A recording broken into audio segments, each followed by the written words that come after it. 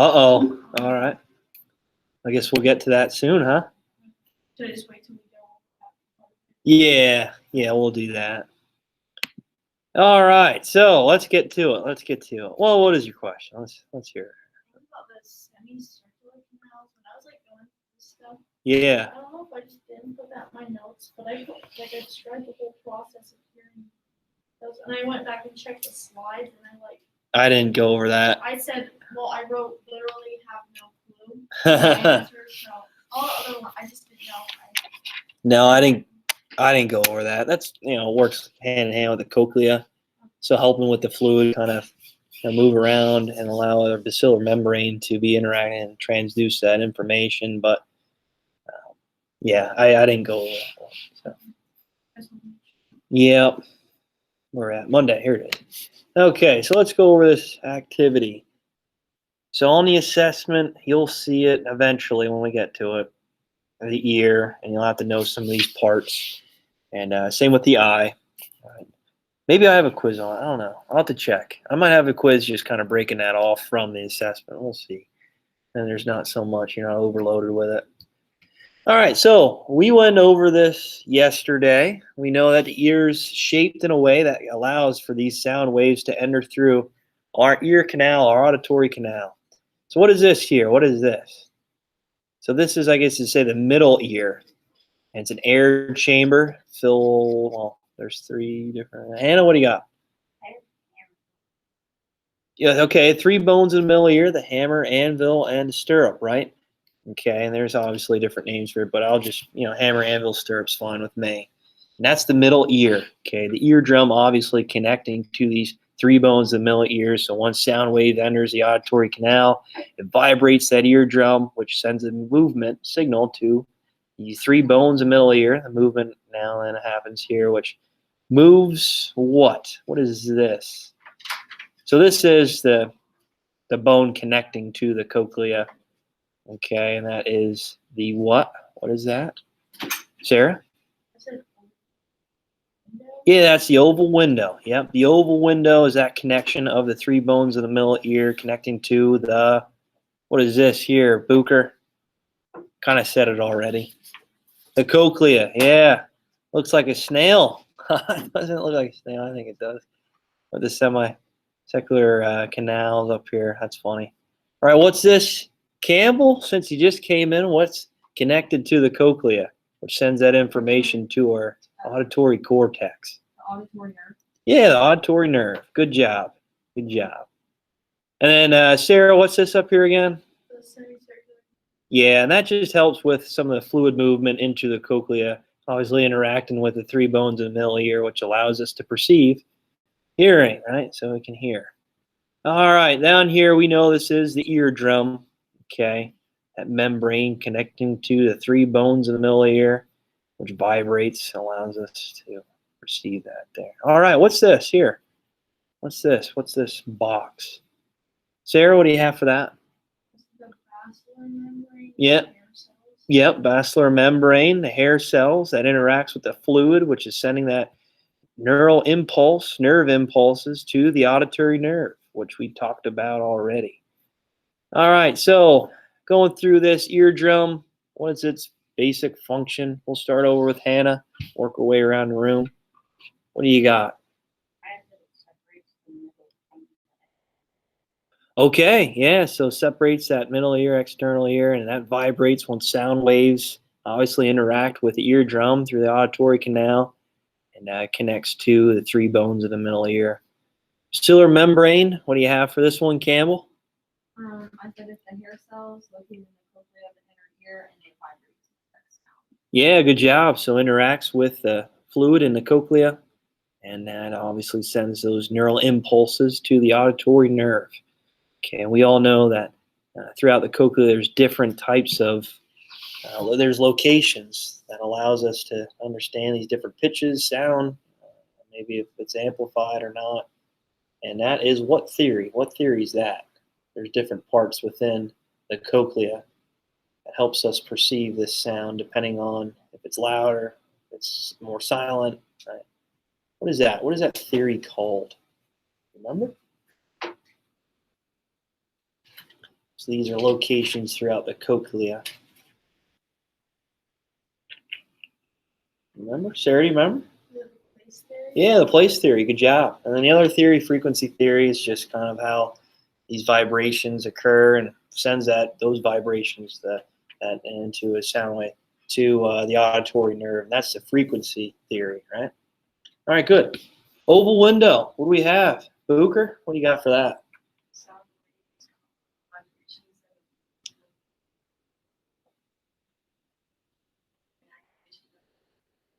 Yeah, the oval window is that connection of the middle bones of the middle ear to the cochlea, and that is that's that part within the middle ear. Okay, that chamber where those middle ears or middle bones of the middle ear are located that connects to the cochlea. All right, good.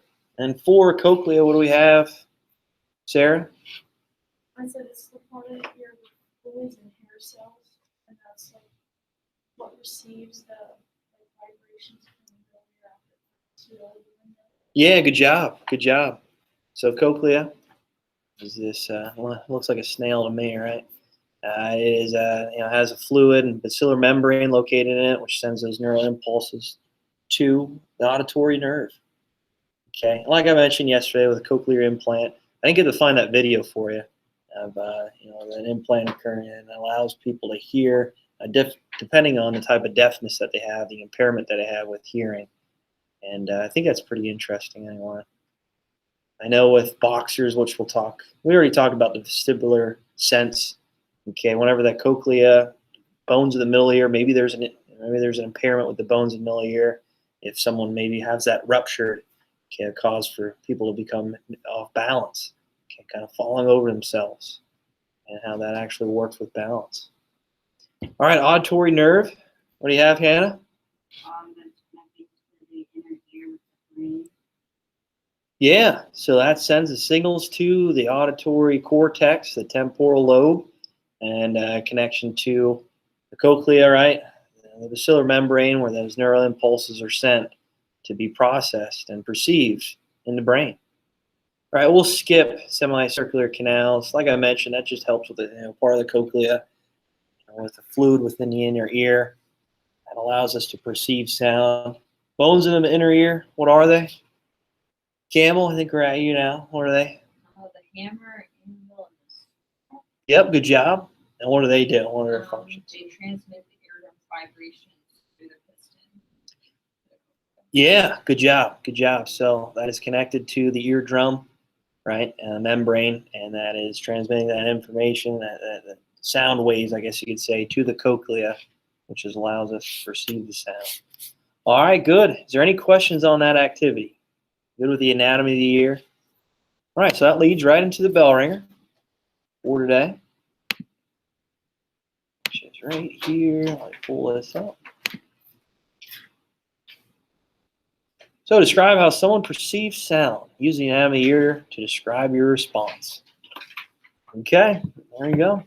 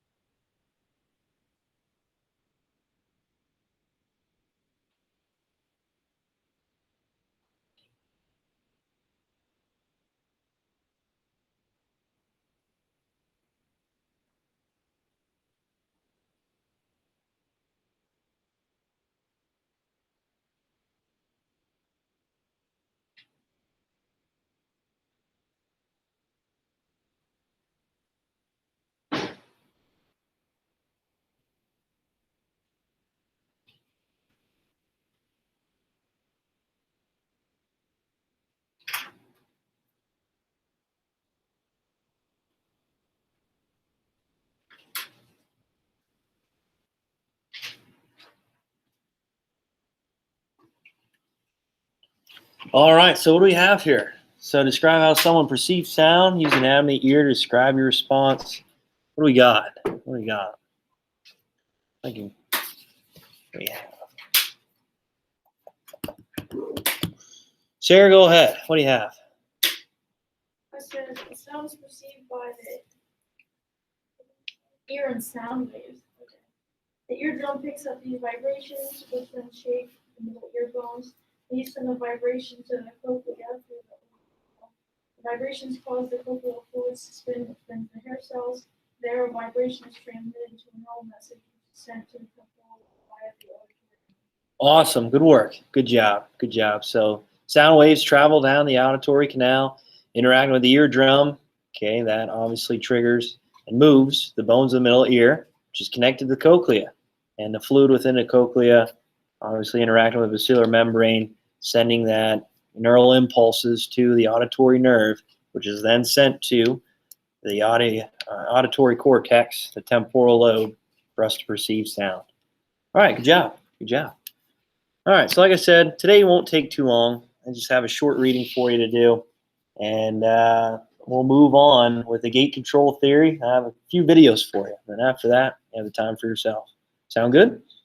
All right, so page, what was it, 221.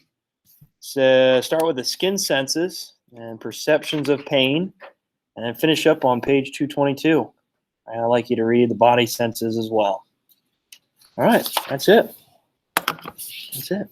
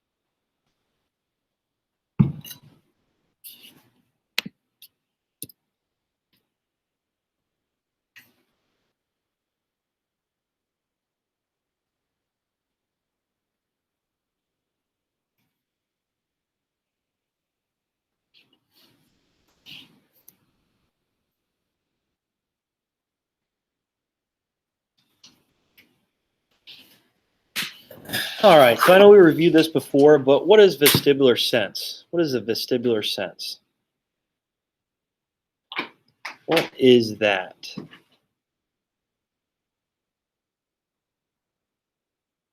What is the vestibular sense?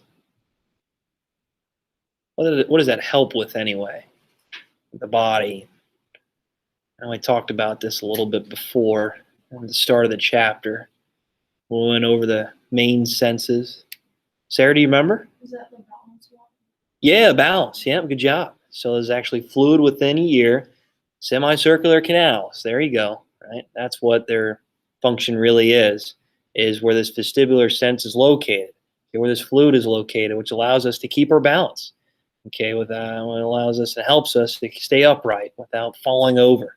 Okay, like I mentioned before, with many impact sports like MMA or fighting or football, in some cases, there's an impairment with the vestibular or the semicircular canals.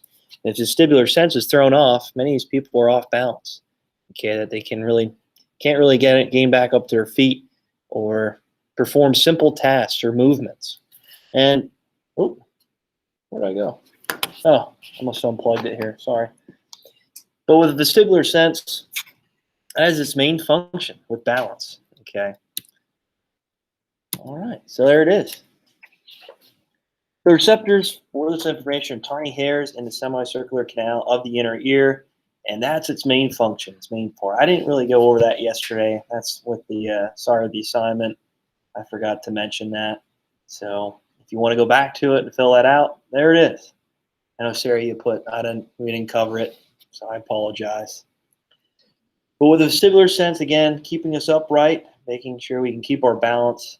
We know with the cerebellum, that helps us with that as well.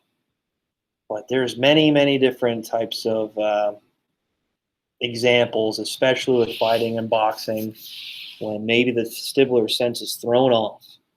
These people kind of are throwing punches. These boxers are throwing punches without any type of target. It's like they're throwing hands willy-nilly, like, right? Or when they get up, they're kind of shooken and they're moving back and forth. Also, if you go on a merry-go-round, simple one, it doesn't have to be fighting all the time. You guys ever been spun around quick, fast, your balance is thrown off?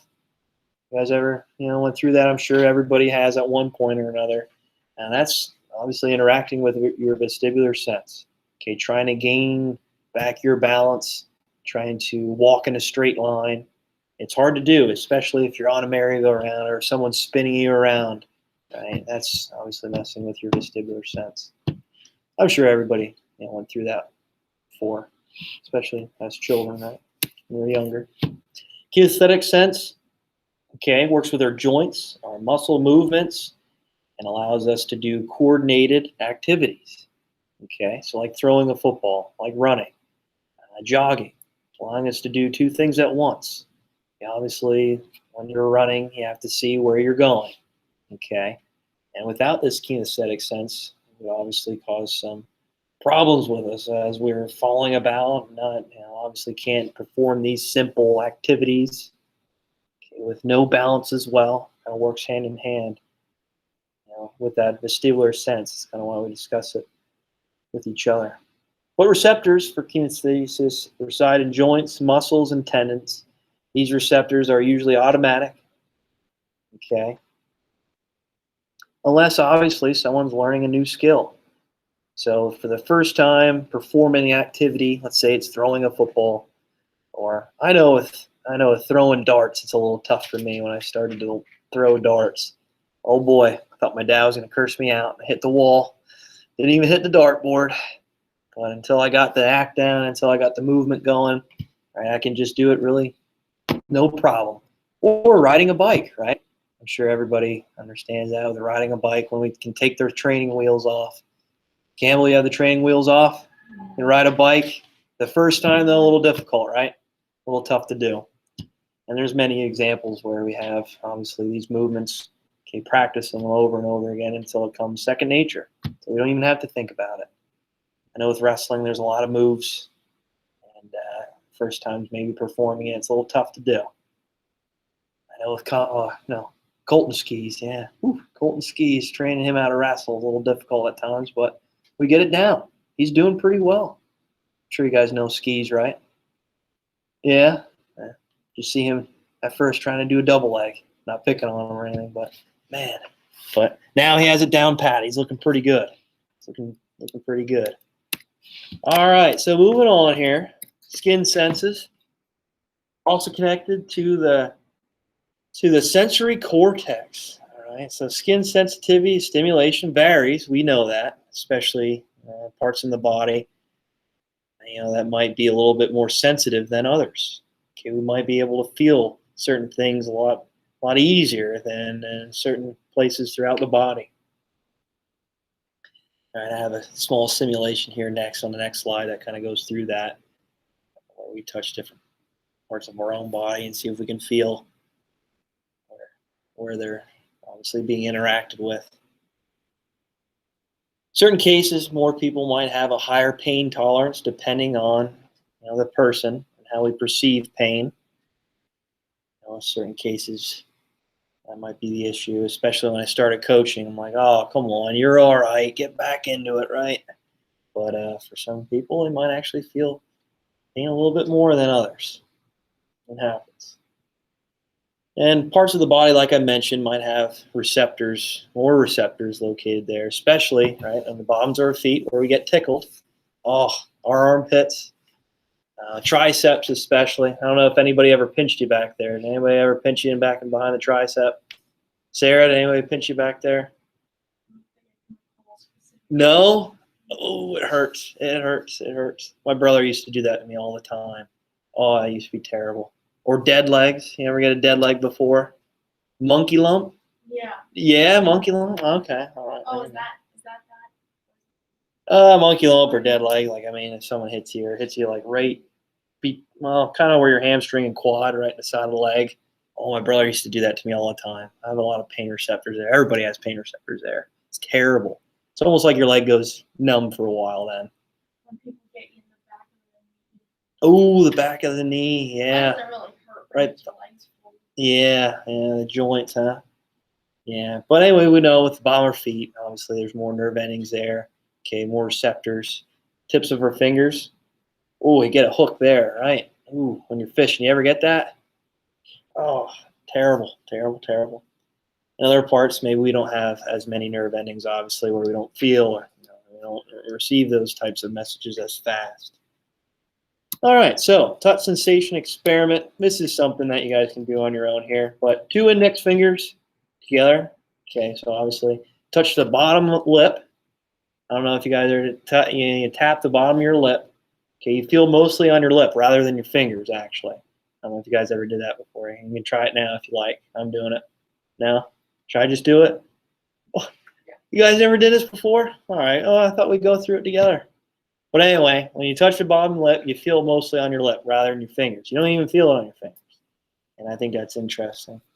Also, your ankle, all right, your ankle bone especially. Oh, you touch your ankle bone. You don't even feel it on your ankle bone. You feel it on your fingers. I think that's a cool simulation with touch, okay, with these sensations. Yeah, Michaela's doing it. All right, Booker, good job. Do you feel that? Mostly feel it on your fingers rather than your ankle bone. You guys ever get hit in the ankle bone with a baseball when you're up to bat? Oh, it's terrible. Campbell, you did? Doesn't that hurt? Isn't that the worst feeling ever?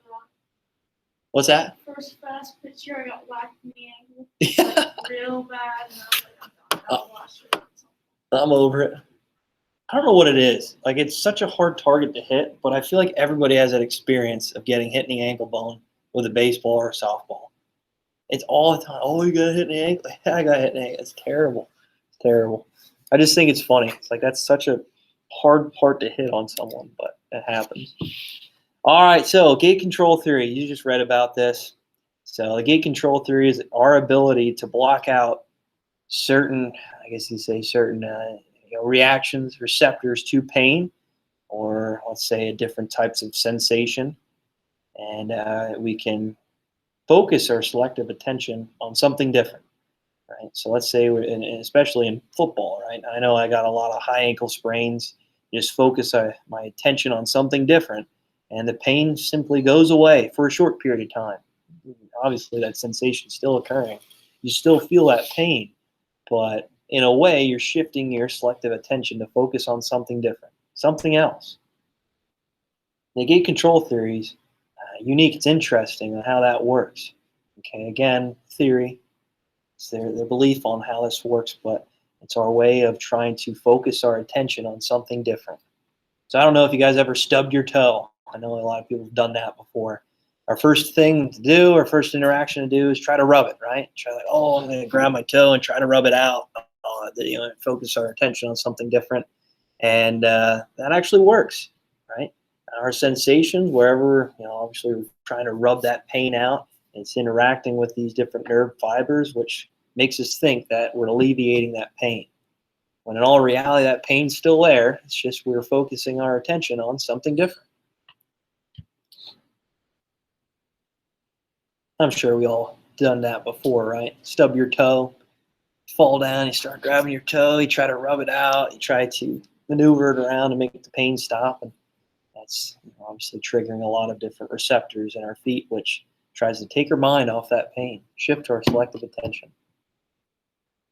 All right, so real quick, I'm going to show you these videos. I think they're cool, especially with the Punisher, the interrogation scene. I would post it, but there's a part I have to skip over, so I wouldn't post that to the announcement. So those at home, you can check it out on your own if you want. But major pain, I think I showed that one already, right? Where he said, oh, take your attention off your leg when he was in battle and he like breaks his finger. Did I show you guys that video? No, I didn't? Oh, okay, cool. I'll show you that one then. So that kind of goes along well with the gate control theory.